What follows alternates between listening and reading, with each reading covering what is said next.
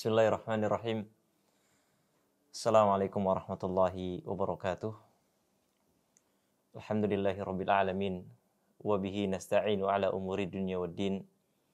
Wassalatu wassalamu ala asyrafil anbiya'i wal mursalin nabiyyina wa maulana Muhammad wa ala alihi wa sahbihi wasallam. Para ikhwan wa akhwat yang semoga senantiasa dirahmati oleh Allah Subhanahu wa taala. Kita adalah seseorang yang beragama Islam. Orang yang Allah Subhanahu wa taala karuniai dengan keislaman. Dan Islam adalah agama yang sempurna. Ajaran Islam meliputi segala hal.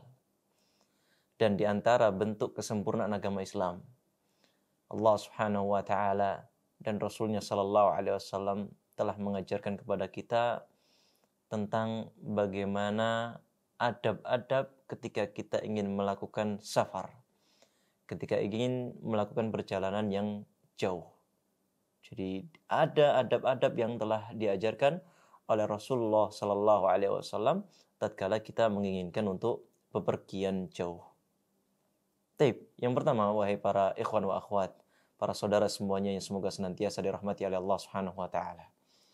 Yang pertama, ketika kita menginginkan safar adalah mengatur niat kita. Ikhlaskan niat kita kepada Allah Subhanahu wa taala dan jadikan safar tadi adalah safar yang niatnya ibadah kepada Allah Subhanahu wa taala. Apabila safar kita itu safar yang memang ibadah untuk haji, untuk umrah atau yang lain sebagainya, maka ikhlaskanlah hanya untuk Allah Subhanahu wa taala. Kalau safar kita tadi adalah safar yang mubah untuk berdagang misalnya, atau untuk hal yang lain, maka jadikanlah safar yang awalnya mubah tadi tujuannya adalah mengharap ridha Allah Subhanahu wa taala sehingga bernilai ibadah di sisi Allah Subhanahu wa taala. Nabi Muhammad sallallahu alaihi wasallam bersabda, "Innamal a'malu binniyat wa innamal likulli imri'in ma nawa." Sesungguhnya amalan itu hanya tergantung kepada niat. Dan sesungguhnya seseorang akan mendapatkan sesuai yang ia niatkan.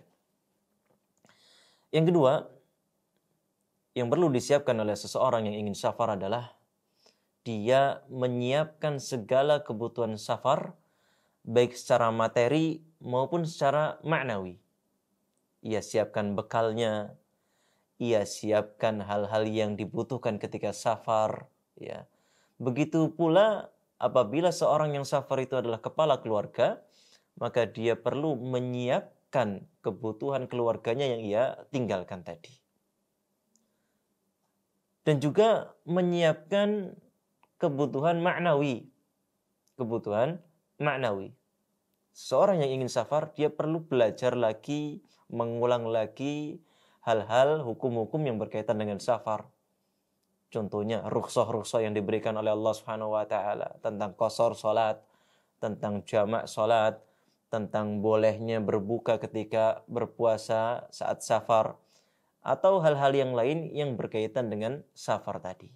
Sehingga safar itu lebih menyenangkan dan tentunya berbuah ibadah di sisi Allah Subhanahu wa taala. Yang ketiga, yang perlu disiapkan oleh seorang muslim ketika bersafar adalah dia berpamitan kepada kerabatnya, kepada sanak saudaranya, kepada tetangga dekatnya apabila ia ingin melakukan perjalanan yang jauh. Ya. Dan tentunya mendoakan mereka juga dengan doa yang diajarkan oleh Nabi sallallahu alaihi wasallam. Di antaranya adalah astaudiukumullah alladzi la tadhi'u wada'i'uh. Aku titipkan kalian kepada Allah Subhanahu wa taala yang dimana titipan Allah Subhanahu wa taala, titipan yang dititipkan kepada Allah Subhanahu wa taala tidak pernah hilang. Atau dengan doa yang lain ya, yang semacam itu. Begitu pula keluarga dekat yang ditinggalkan bisa mendoakan orang yang safar tadi dengan doa juga yang diajarkan oleh Nabi Muhammad sallallahu alaihi wasallam, astaudiullaha dinaka wa amanataka wa khawatima a'malika. Aku titipkan engkau kepada Allah Subhanahu wa taala agamamu, aku titipkan pula amanahmu, dan aku titipkan kepada Allah Subhanahu wa taala penutup amalanmu, penutup amalanmu. Atau doa yang lain, ya. Nabi Muhammad sallallahu alaihi wasallam pernah berkata kepada salah seorang sahabat yang ingin melakukan safar. Nabi sallallahu alaihi wasallam bersabda, "Zawadakallahu taqwa wa ghafara laka dhanbak wa yassaral khaira laka haitsuma kunta." Nabi Muhammad sallallahu alaihi wasallam bersabda, semoga Allah Subhanahu wa taala membekalimu dengan ketakwaan, semoga Allah Subhanahu wa taala mengampuni dosa-dosamu, dan semoga Allah Subhanahu wa taala memberikan kemudahan kepadamu dimanapun kau berada. Sunnah yang selanjutnya atau adab yang selanjutnya, yang keempat yang perlu dilakukan oleh seorang yang safar adalah agar mencari teman dalam safar. Tidak bersafar sendirian ataupun dua orang. Ya. Nabi Muhammad SAW pernah bersabda, "Ar-rakibu syaitan, war-rakibani syaitanani, wassalasatu rakbun." Nabi Muhammad SAW bersabda, seorang safar sendiri, ya, pengendara sendiri itu syaitan.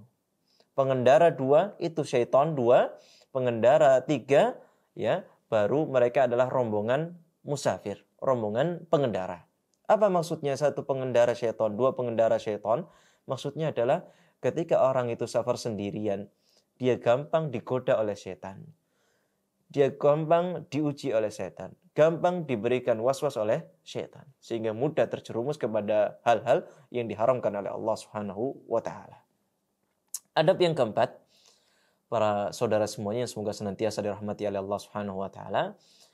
Adab yang kelima, disunahkan bagi orang yang safar untuk berdoa ketika keluar rumahnya, berdoa ketika menaiki kendaraannya.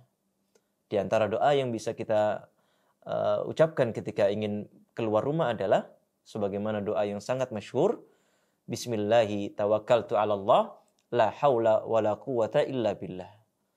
Dengan nama Allah saya bertawakal, ya, tidak ada kekuatan dan upaya melainkan dari Allah Subhanahu wa taala. Atau bisa ditambahkan dengan doa yang lain, Allahumma inni a'udzubika min an adilla au udhal au azilla au uzal au adlima au udlam au ajhala au yujhala alayya. Yang artinya, ya Allah, aku berlindung kepadamu dari tersesat atau disesatkan, dari tergelincir atau ditergelincirkan, dari menzalimi atau dizalimi, dari menjadi orang bodoh atau dibodohi.